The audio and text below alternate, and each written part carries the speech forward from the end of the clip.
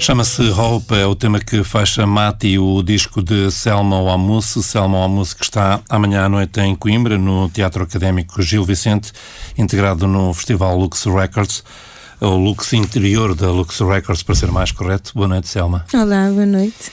Já estávamos para ter esta conversa há muito tempo, Pois finalmente. É, um ano para termos esta conversa. Mas, ou seja, não tivemos a conversa na saída do álbum em CD, saiu agora em vinil. Que eu acho que até é muito mais especial. Já te vi, digamos, nas redes sociais com o teu vinil, digamos, abraçado. Qual é a tua relação com o vinil, ou seja, e qual é a importância para ti? Não é só mais um suporte, qual é a importância para ti, digamos, de teres também o teu disco em vinil? Olha, eu acho que na realidade, obviamente, a chegada do Mati CD foi muito emotiva para mim, porque foi assim um parte de trigémeos com força. Super esperados. Sim, foi muito difícil, mas... E tem o seu simbolismo, mas o vinil para mim é quase como aquele lugar que tu nunca pensaste que fosse chegar. E obviamente eu sei que hoje em dia o vinil está muito mais vulgarizado, voltou a estar na moda, ainda bem, mas para mim o vinil representa a minha infância. Eu cresci sem televisão e os meus pais ouviam muito ou rádio ou vinil, ou cassete também. E os vinis que haviam lá em casa eram muito preciosos. Tínhamos aquele ritual de ouvir música no final do dia, na hora em que toda a gente via a telenovela, o rock santeiro, assim. Nós ouvíamos música.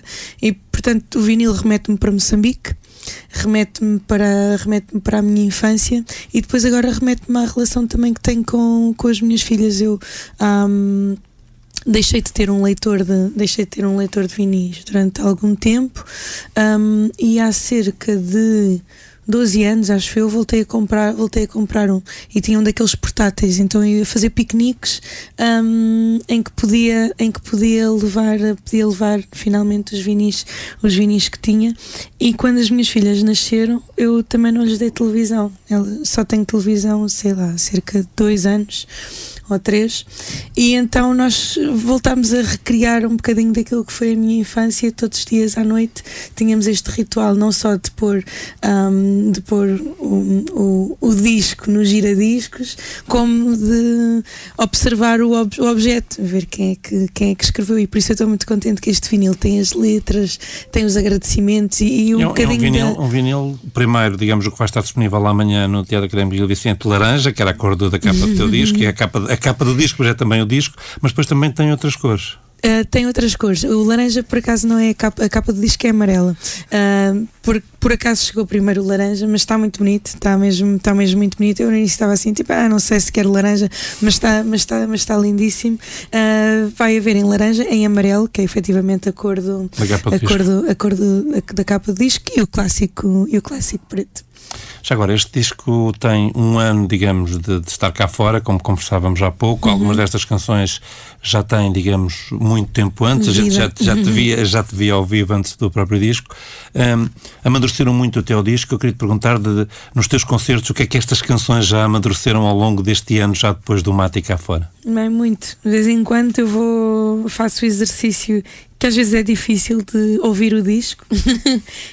É difícil porque há toda uma vida de palco que quase que me faz esquecer o que foi gravado, e às vezes é difícil porque eu gosto muito ou não gosto nada, e tenho assim uma relação um bocadinho difícil com a escuta, quer da minha voz, quer daquilo que foi a produção do disco, embora eu goste muito do disco, mas tenho assim uma relação um bocadinho dúbia com o disco, mas de facto já tenho muitas histórias para contar, e eu sou um bocadinho faladora, e eu faço sempre questão, como não canto em português nem em inglês na maior parte dos temas, faço sempre questão de contar um pouco a história das canções. Eu lembro-me de uma vez de ver um concerto de um músico brasileiro, já não sei quem é que era, mas ter visto assim uns 2 ou 3 e depois pensei, mas ele diz sempre a mesma piada e conta sempre as mesmas coisas, e eu percebi que aquilo era um método. Ele dizia sempre as mesmas coisas e as mesmas piadas funcionavam sempre, e eu tenho esta coisa horrível de nunca conseguir repetir as mesmas coisas, mesmo quando funcionam, mesmo quando funcionam super bem.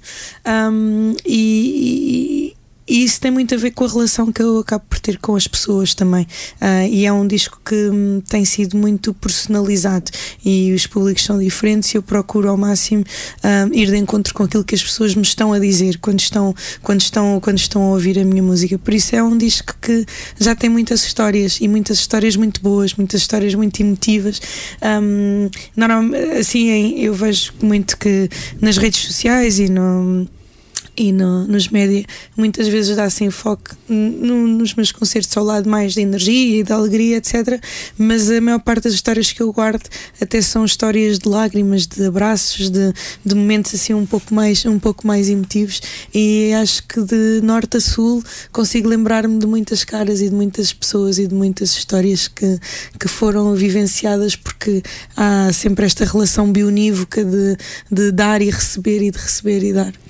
Expectativas para amanhã, o que é que vai acontecer de normal e de anormal amanhã que já esteja programado e que possa ser contado? Olha, nervosismo, porque quando se toca em casa, eu em Coimbra sinto-me em casa, quando se toca em casa sentimos sempre muito mais avaliados. Pelo menos uma segunda casa, não é? Uma segunda casa, sim, e eu recordo-me quando fizemos o lançamento em Lisboa, estava nervosíssima, e sei que aqui em Coimbra também estarei muito nervosa, porque tenho aqui não só a minha família musical, como a minha família, e o que é que eu posso contar sobre amanhã? Vou convidar a minha família mais próxima para se juntar a mim no palco pela primeira vez. Nós nunca fizemos isto, portanto podem contar amanhã com o Tony Fortuna em palco para fazermos um dueto num dos meus temas. Achei que, como nunca o tinha feito, que fazê-lo em Coimbra seria não só provável, como bom. Ele também vai estar em palco no sábado com outro projeto, com os Mancinas. Com os Mancinas. Espero ter outro convidado, ainda não posso revelar, mas eu acho que de normal será a nossa entrega, a minha, que não é só a minha, mas a nossa entrega assim a 100%. Este vai ser o primeiro concerto do mês de novembro. Nós a seguir vamos para o Brasil. E para a República Checa. Sim, estamos muito entusiasmados e gostamos muito de tocar em Portugal. Brasil, onde já estiveste há um ano? Tive exatamente há um ano. Sim, tive exatamente há um ano. Vais repetir espaços, lugares, cidades? Não vais fazer... Vai ser bom, porque o ano passado nós fomos um bocadinho perceber o que é que os brasileiros achavam deste projeto, e correu bastante bem, mas jogámos pelo seguro, e eu toquei essencialmente em festivais. Fiz as primeiras partes da Lineker e os Caramelos em algumas circunstâncias, mas depois fiz outras coisas, sofares e assim, mas tudo sempre no âmbito de outras coisas a acontecerem. E este ano vamos em nome próprio e vamos fazer os SESCs, das salas, dos auditórios, e portanto estamos assim ansiosos para perceber se temos realmente público, como é que isso vai acontecer. Vamos estar em São Paulo, no Rio, em Fortaleza, vamos também a outras cidades onde ainda não estivemos. Então isto só para voltar a Coimbra, então acho que vamos assim em modo começo com muita garra e com muita energia. Voltando a Coimbra e fazendo aqui um intervalo, digamos, nesta nossa conversa, e já que falaste de um dos convidados de amanhã, fala-me um pouco deste novo projeto, que não é só um almoço, mas que é Not Sorry. Como é que surge, digamos, este projeto com o Tony, e que, digamos, teve também o Cabrita, digamos, na festa do Nuno Calado? Como é que surge este projeto, e assim, muito resumidamente, o que é que a gente pode esperar nos próximos tempos deste projeto? Olha, não fazemos a mínima ideia, e ainda bem. Nós temos uma relação de amizade muito, muito especial com o Nuno Calado, e nas nossas conversas à mesa, o Nuno sempre nos foi picante, tipo, mas vocês não fazem nada juntos, disparate, e nós vínhamos sempre um bocado com a desculpa, epá, isso é melhor não, e temos outras coisas, e na realidade temos muitas ocupações paralelas. Tinham participado no espetáculo da Nina Simone? Sim, já tínhamos feito, mas inclusivamente aqui no Gil mas foi uma coisa pontual e estamos juntos no gospel e em outras coisas, mas são dinâmicas nas quais nós não temos um papel principal. E na realidade nós nunca tínhamos composto juntos, nunca tínhamos escrito juntos, nunca tínhamos estado enfiados numa sala juntos. E o Nuno desafiou-nos, ele disse: olha, próximo Indigente, no próximo Indigente ao vivo vocês têm que estar lá. E nós dissemos-lhe que sim e passaram-se rapidamente 8 meses, que acho que foi o primeiro dia em que nós dissemos que sim, e de repente estávamos completamente à rasca, tipo, então, mas e agora o que é que vamos fazer? E foi um ótimo exercício. Acho que a música está-nos nas veias. O maior exercício foi perceber que som é que nós gostaríamos de ter e o que é que iria acontecer. E resolvemos que queríamos fazer uma coisa mesmo só os dois, sem banda, muito embora sejamos pessoas de bandas e amamos estar em banda, mas queríamos ser assim um bocado independentes, até porque tínhamos muitas limitações de tempo. Então o Not Tree é um projeto com computador, com guitarra, com vozes, com algumas percussões, e é um projeto muito soulful, rock. Eu acho que é um bocadinho, se eu tivesse vivido em Coimbra e tivesse tido uma banda com o António há 10 anos atrás, se calhar seria assim, mas e depois de terem pisado o palco, ou seja, mais do que terem criado algumas dessas digamos, interpretações, depois de terem pisado o palco, o que é que poderão ser os próximos passos do projeto? Eu acho que vai ser sempre assim um projeto um bocadinho forçado. Se alguém nos forçar ou se alguém nos convidar porque não nos forçou a nada, nós vamos. Mas para já acho que vamos fazer mais canções. Fizemos canções a pensar especificamente na atuação no Indigente, e temos algumas que acabamos por não finalizar e estamos com vontade de o fazer. E vamos ver. Voltando à Selma Amus, depois das canções que estão neste mate, já foram criadas novas canções? Já tens por hábito ou não, digamos, experimentar, ou seja, vais experimentar alguma antes de gravar? Tens tentado, digamos, ver, digamos, como é que sim. Novas canções. Há um tema que nós já estamos a fazer ao vivo. Na realidade, eu agora, quando for para o Brasil, estarei num processo de gravação dos últimos temas do próximo disco, que já está quase pronto. Na realidade, faltam as vozes finais e algumas 2020, 2021? Não, 2020. Ainda não sei bem quanto e quando é que fará sentido, mas a verdade, na realidade, se não está totalmente pronto, pode ser porque mudemos alguma ideia, mas o próximo disco tem um produtor brasileiro que é o Guilherme de Castrupo, que foi o produtor dos últimos 2 discos da Elsa Soares, e que trabalhou agora também com os Paus recentemente. Sim, que trabalhou agora também com os Paus, e eu fiquei apaixonadíssima pelo trabalho dele nos discos nos 2 discos da Elsa, e basicamente obriguei o meu agente a apresentar-me e a marcar um almoço e pronto, e apaixonámos um pelo outro, e foi muito bom. Temos estado a trabalhar, e portanto eu agora, quando for ao Brasil, a primeira coisa que vou fazer é gravar algumas vozes finais deste próximo disco, que nós já estamos a experimentar. Amanhã garantidamente vamos tocar um dos temas, mas sim, ainda não começámos a mostrar muitos, porque também queremos fazer um bocadinho o encerrar, e o formato em vinil acaba por ser um bocadinho o encerrar desta tour do Mati, pelo menos aqui em Portugal, porque temos feito também algum investimento para tocar fora, para que se calhar em meados do próximo ano já possamos lançar um novo disco, porque também, como tu dizias no início da entrevista, as canções, apesar de o formato físico ter chegado já tardiamente, já existiam há algum tempo, e portanto queremos tocar novo repertório. Já agora, depois, digamos, da manhã em Coimbra, como falámos aqui, é Brasil, onde também no final do mês de novembro há a República Checa. Pela primeira vez. E o resto deste ano e o princípio do próximo, o que é que já pode ser anunciado em termos de concertos? Bom, nós continuamos assim teimosamente a tentar trabalhar para um circuito fora de Portugal, porque em Portugal tem corrido francamente muito bem, mas sentimos há que países já certos para os próximos tempos, não há nada completamente certo. Ainda não completamente okay. Certo, mas o Brasil é um país que certamente vamos continuar a trabalhar, porque percebemos que há público e a indústria aceitou muito bem a minha música. França, Alemanha.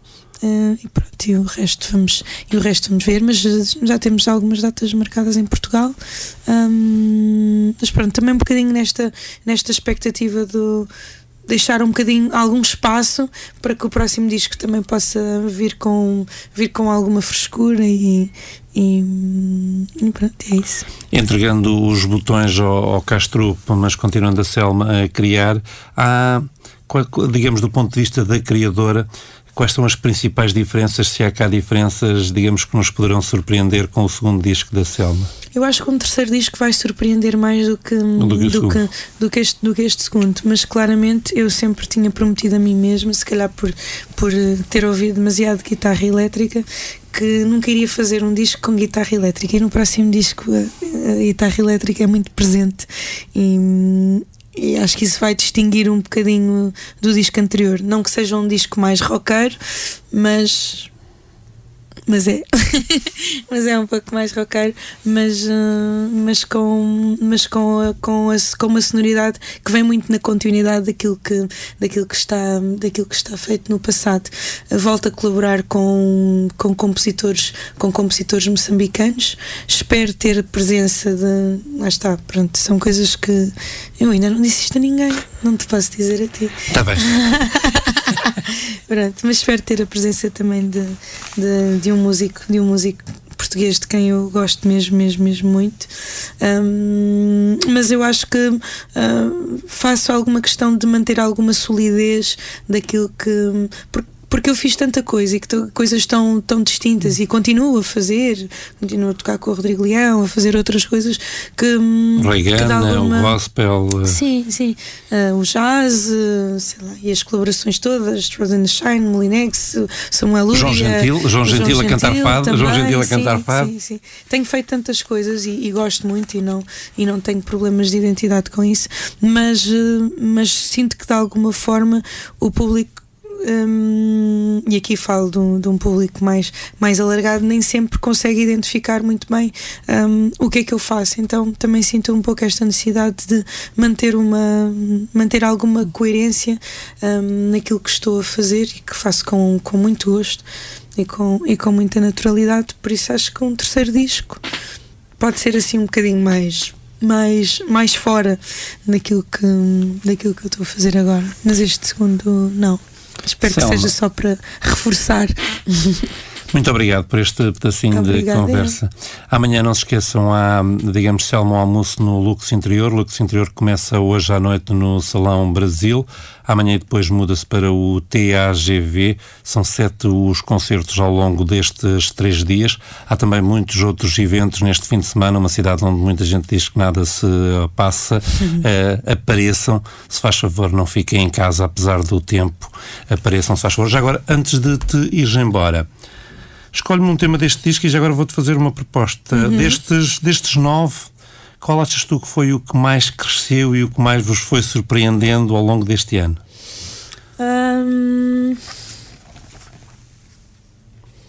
Surpreendendo. Bem, não foi surpreendendo, mas claramente o Mati, que é o tema, foi crescendo, tornou-se um bocado o tema mais pop.